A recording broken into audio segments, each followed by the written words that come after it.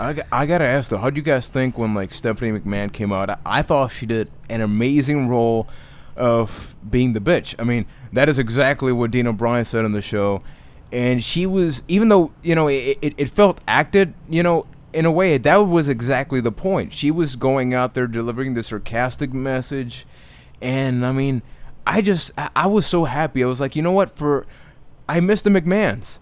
Without the McMahons on TV, it sort of doesn't feel like a wrestling show because, at least for me, I grew up watching, either DX and the McMahons or like Stone Cold with Eric Bischoff, these high authority figures. Eric Bischoff came in from WCW and all that. But then, we were left with, no offense, but Teddy Long, Booker T, Vicky Guerrero. And these are people that, didn't really, never had that high authority, a figure type of thing going on. So seeing all of them involved, I'm like, even if I didn't care about the feud, just seeing them on TV gives me that little thing on the inside that's like, you know what, I missed you guys. You're part of my family. I mean, correct me if I'm wrong, but like, hasn't like most of the quote unquote great times in WWE history always had like an evil corporate overlord overshadowing everything?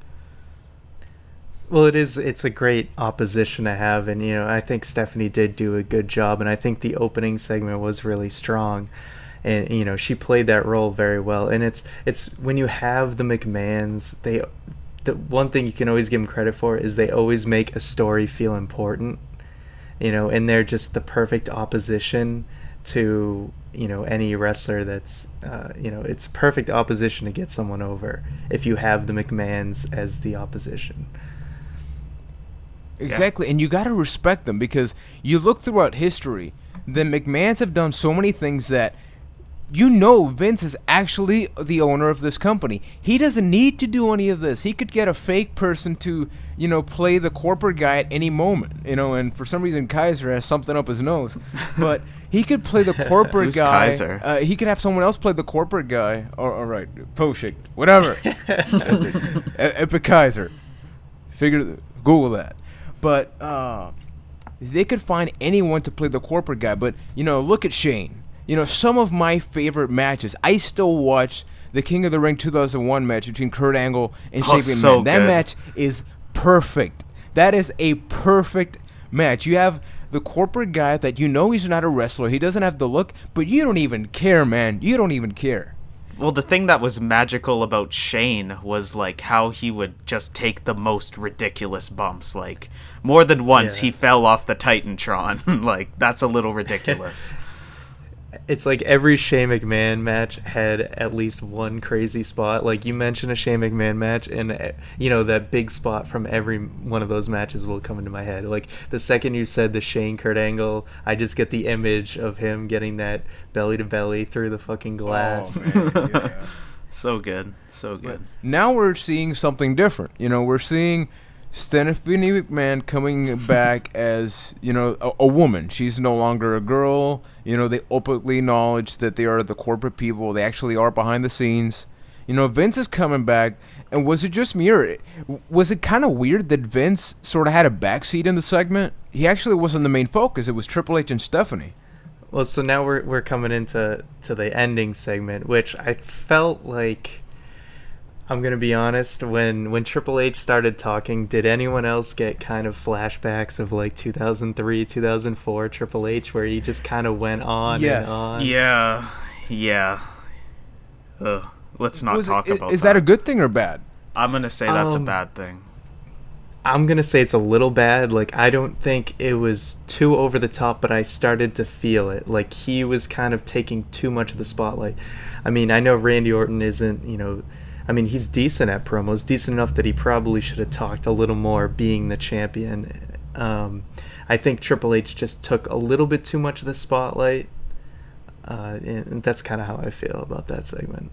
Mm-hmm. Overall, though, like, the feeling that I got from it was, like, the Rock, like, the corporation circa heel Rock, where they have Randy Orton, the corporate champion, the Shield as the enforcers. Like, I really like where they're going with that big time. Exactly. Like, in one segment, they made the Shield something again. I mean, I'm not... it sort of degraded them in a little bit that they're just, the henchmen now. I mean, they're strictly the henchmen to the brand new corporation, I guess. But, we have the Shield. Now we are back to having them have a goal, instead of saying justice or injustice or whatever. Now they work for McMahon. They work for Triple H, maybe securing Randy Orton. I can see them trying to do that, but I think we're having a clearer direction. And for once, at least for me, we have heels, like actual bad guys that great. people, will boo. Well, the thing with the Shield is from what I've seen and just read online, is everyone's so certain that they're kind of that it's going to be a regular thing now, that they're going to be enforcers for the corporation. I kind of thought it was just going to be like a one-time thing for that segment. I mean, did you guys hear about anything on it, or was it just implied that maybe I just missed out on that? Because I just felt like, maybe it's just a one-time thing. I didn't think, they're definitely the enforcers now. They've kind of played off on the whole Raw that the Shield were the corporate enforcers, quote unquote, because they had the 2 matches against the people that said bad things about Triple H, and then they were guarding the ring. So I think that they're going to be in a prominent role in this whole storyline. No, I mean, I think it works for them. It definitely gives them something to do. That kind of went right over my head, but no, I think as things tend it's a good to do. role in it, Thanks. No problem. But, also, a little fun note about Triple H's whole spiel there when he called Randy Orton the coal that has become the diamond now. That was a playback to when Evolution first debuted years and years and years ago, when Triple H said about Randy Orton, "I'm going to take this piece of coal and turn him into the diamond." So I thought that was a fun little thing as well. I think that quote alone, at least to me, made Randy Orton relevant again.